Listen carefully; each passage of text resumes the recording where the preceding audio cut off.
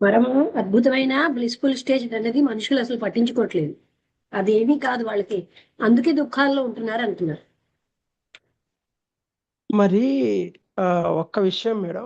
అంటే ఉమ్, ఇప్పుడు గురువులు ఆ, చాలా మంది అంటే ఆ, వాచక గురువులు కానీ బోధక గురువులు కానీ లేకపోతే ఇలా ఇలా ఉండే వాళ్ళందరూ భయంకరంగా హెచ్చరించడము, ఇది చేయడము, ఆ బోధ చేయడము, నువ్వు ఆ స్థితి నుంచి ఈ స్థితికి రా, ఈ స్థితి నుంచి ఆ స్థితికి రా, లేకపోతే అది ఆ ఇది ఇది ఇది నువ్వు ప్రాక్టీస్ చెయ్యి, ఇది ఇది చెయ్యి అని ఇలాగా భయంకరమైన స్థితిలో గురువులంతా శిష్యుల్ని ఆ హెచ్చరించి ఇది చేసి అలాగా బోధించడము, హెచ్చ అంటే అంత ఇదిగా గందరగోళంగా చెప్తా ఉంటారు కదా మేడం.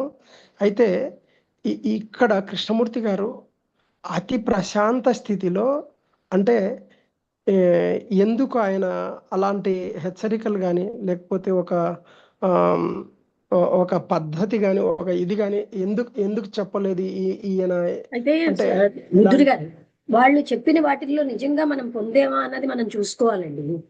అంటే ఆ, ఇప్పుడు నేను ఆ, అంటాను, ఈ లలితా శాస్త్రం చదవండి అంటాను, చదువుతా. ఏ, నేను అంటాను అవును మీరు ఈ పర్టికులర్ పద్ధతి ఆచరించండి అంటాను. మీరు చేస్తున్నారు. అవును చేస్తూ చేస్తూ ఉండడమే మీ పని అయిపోతుంది. అవును మేడం. అది గమనించాలి కదా. అంటే అందుకే ఇప్పుడు ఇప్పుడు నేనేమన్నాను, మీకు ఇప్పుడు ఇప్పుడు మెచ్యూరిటీ అది ఉండాలి. నేనేమీ అవును పొందలేదు మేడం. సుమా అని తెలుసుకోవడానికి కూడా ఒక పరిపక్వత ఉండాలి. అవును మేడం. ఇప్పుడు పొందుతామన్న ఆశతో జీవిస్తాం. అవును మేడం. ఇప్పుడు ఆ ప్రాక్టీస్ కూడా ఏమవుతుంది, లలిత సహస్రం కానీ విష్ణు సహస్రం కానీ ఏమవుతుంది, అది కూడా ఆ, ఒక డైలీ రొటీన్లో ఒక భాగం అయిపోతుంది. ఉమ్, అంటే మళ్ళీ అందులో కూడా ఆ, ఆ, ఆ, దాని దాని ఫలితం ఏంటి అంటే మళ్ళీ ఆ ప్రశాంతత లేదు, ఆ ఆ శాంతి లేదు. ఈ ఈ అది ఏమవుతుంది, మళ్ళీ అదే అసంతృప్తి, అదే అంటే ఎన్నిసార్లు చదివినా ఏం చేసినా అది ఒక యాంత్రిక భావనలతోటే నడుస్తుంది కాబట్టి ఇప్పుడు మళ్ళీ మీ అందులో సిస్టర్ ఎవరో ఉమ్, వచ్చారు కదండి, ఆవిడ శారద అవును ఎవరు. మేడం. ఆవిడ అవును ఇన్నాళ్ళైనా గ్రహించట్లేదు అందులో నేనేం పొందలేదని. అవును మేడం. అవును మేడం. ఆ గ్రహించగలిగే పరిపక్వత వచ్చినప్పుడు వాళ్ళకి సెల్ఫ్ సెంటర్డ్ యాక్టివిటీలో ఉంటారు. నేను ఇంత చేశాను, నేను అంత చేశాను, నాకు ఇంత అయింది, అల్ల వాళ్ళందరూ గ్రహించాలి, ఇవే ముఖ్యం. అవును మేడం. అది అంటే అక్కడ ముఖ్యం. ప్రదర్శన అయిపోతుంది. అది అది వాళ్ళకి ముఖ్యం అవుతోంది కదా. ఒక ఆ మెచ్యూరిటీ వచ్చాక తెలుస్తుంది నేనేం పొందట్లేదు సుమా. ఓసారి అవును. నేను త్రిపుర రహస్యం చెప్తూ ఉంటే వసంత గారు అడిగారు, ఉమ్. మాకు దసరా పూజకి సెలవిస్తారా అని. నేనన్నాను, మరి ఇంత నేర్చుకుని మీరు అదా అంటారు, పూజల వల్ల ఆత్మజ్ఞానమే రాదని తెలిసింది కదా, అయినా మీరు పూజకు అంటే ఇది వదిలేసి అది వెళ్దాం అంటారేంటి అని అడిగాను. అంటే అలా,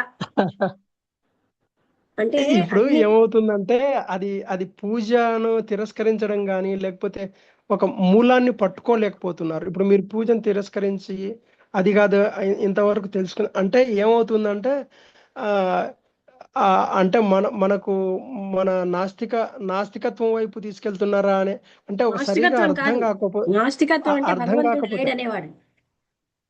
అదే మేడం. అంటే ఒక అర్థం కాని స్థితిలో కొంతమంది అలా అపార్థం చేసుకోవడానికి కూడా అవకాశం ఉంటది మేడం. అట్లా ఉంటది. ఎందుకంటే ఆ ఆధ్యాత్మికం అంటే ప్రాక్టీసే, ఆ మంత్రం ప్రాక్టీస్ లేకపోతే అలా కదా, అలా ఇది ఈ ఆధ్యాత్మికత అంటే ఆత్మతత్వం ఉమ్, తెలుసుకోవడమే ఆధ్యాత్మికత.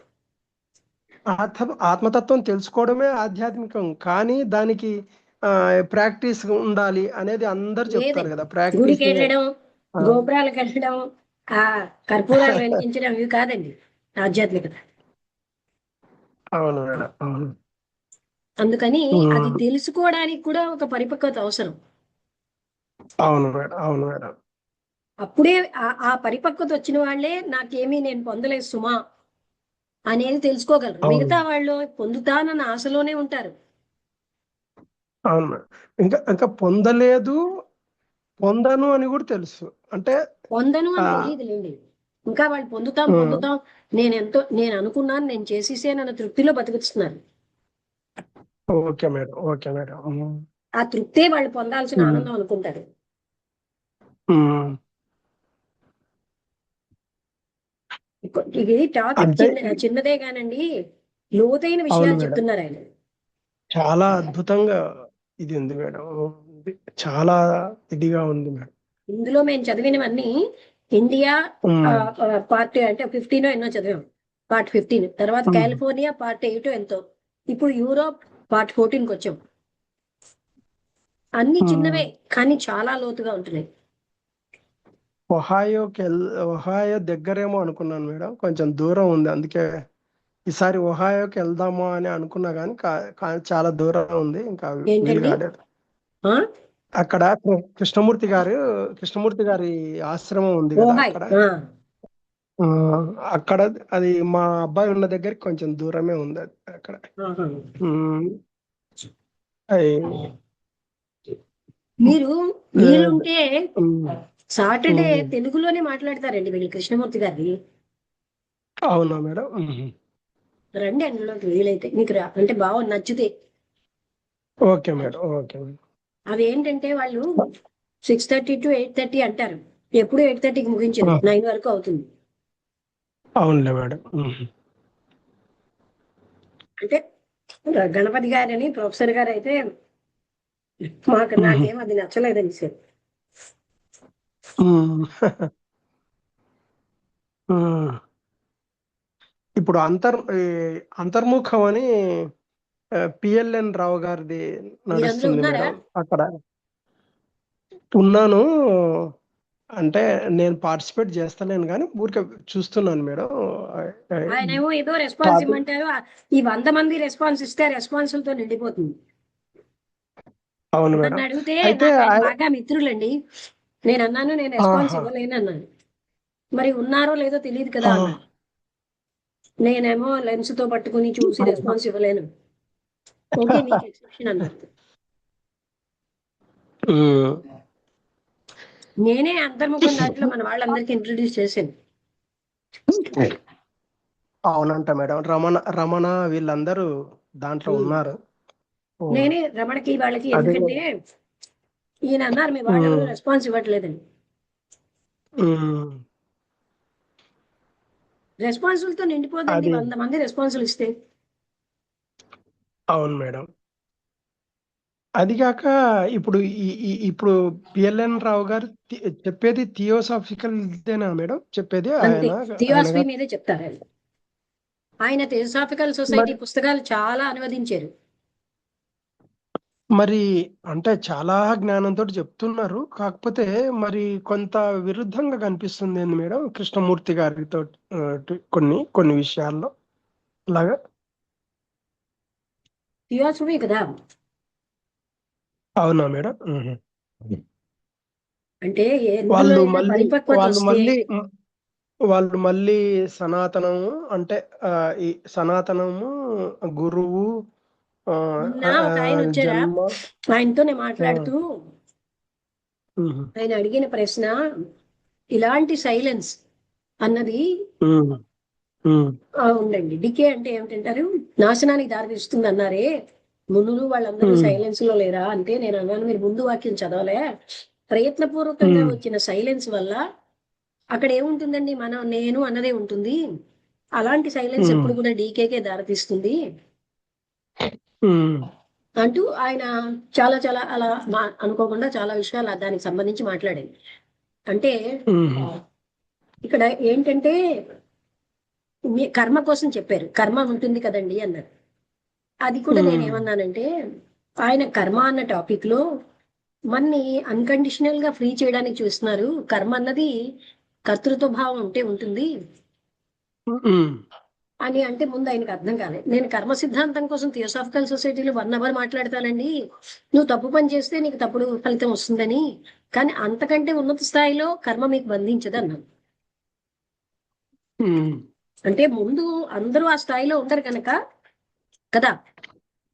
అవును మేడం. అంటే ఇక్కడ కొంచెం క్లారిటీ కావాలి మేడం. ఉమ్, ఇక్కడ కొంచెం క్లారిటీ కావాలి మేడం, నాకు అర్థం కాలేదు. ఎక్కడ ఈ కర్మ అంటే ఇప్పుడు కర్మ అదే చెప్తున్నారు కదా. ఉమ్, అ- అంటే ఇప్పుడు వాళ్ళు చెప్పేది ఏంటంటే ఆ అంటే ప్రతి చిన్న కర్మకు కూడా ఆ, ఫలితం ఫలితం ఉంటుంది. ఇది ఉంటుంది అని ఫలితము దాని యొక్క శిక్ష అవన్నీ ఉంటాయని చెప్తారు కదా. కర్మ గురించి అలాంటప్పుడు మరి అంటే ప్రతి చిన్న దానికి కూడా ఎంతకాలం ఉంటుంది ఉంటుందండి అని అంటారు. దేహం నేను అన్న అనుభూతి ఉన్నంత వరకే కదా. దేహం నేను అవును కాను మేడం. అనే ఒక అసత్యం, ఇది అసత్యం కదా, అందులోనే బతుకుతున్నాం దేహం నేనని. అవును మేడం. ఆ అసత్యాన్ని అవును దాన్ని మేడం. దాటిపోయాం అనుకోండి, అక్కడ కర్మ బంధించదు. ఉమ్, ఉమ్, అసత్యాన్ని సత్యం అని బతుకుతున్నాం. అవును మేడం. అదే ఓకే, డిస్కస్ అవుతుంది మేడం, అంతర్ముఖంలో ఇదే జరుగుతా ఉంది. ఏంటంటే కర్మ, దాని యొక్క శిక్ష, దాని అంటే ఆ మనం ఏ గ్రౌండ్ లో జన్ ఉన్నామండి, బాడీ నేనన్న ఐడెంటిఫికేషన్ లో ఉన్నాం కదా. నిన్న జయ గారు కూడా అదే అవును. అడిగారు. అంటే అలా ఉమ్, ఉన్నంతసేపు ఇది రైటే, ఉమ్, చేసిన పనికి ఫలితం వస్తుంది, అవన్నీ కరెక్టే కదా. అవును మేడం. ఆ అవును. స్థితి దాటేగా కర్మ బంధించదు. అవును. నిష్కామకి స్థితి అనేది ఇది అన్నప్పుడు దాంట్లో బాడీ ఇది నేను కాను ఇవన్నీ అని ఉండవు. ఎప్పుడైతే మీకు తెలిసిపోయిందో, అప్పుడు ఆ అవును. సైలెన్స్ మీకు సహజంగా ఉంటుంది. మైండ్ నేను కాను, అవును మేడం. బాడీ నేను కాను అని తెలిసాక. అవును మేడం. అది మనం ఏ స్థితిలో ఉన్నామన్న బట్టి కదా. ఇప్పుడు బ్లవిడ్స్కి మాస్టర్స్ థియాసఫీ ఎందుకు చెప్పారంటే, మనుషులు మాక్సిమం మనుషులు అదే స్థితిలో ఉన్నారు కదా. అవును మేడం. కనుక ఆ స్థితిలోంచి కరెక్ట్. బయటకు లాగడానికి జ్ఞానం చెప్పారు. అవును మేడం. కరెక్ట్. ఓకే అండి, నేను ముగించేస్తున్నాను, మళ్ళీ మాట్లాడదాం. Okay madam. Okay madam. Thank you. Thank you madam. Okay okay. Madam.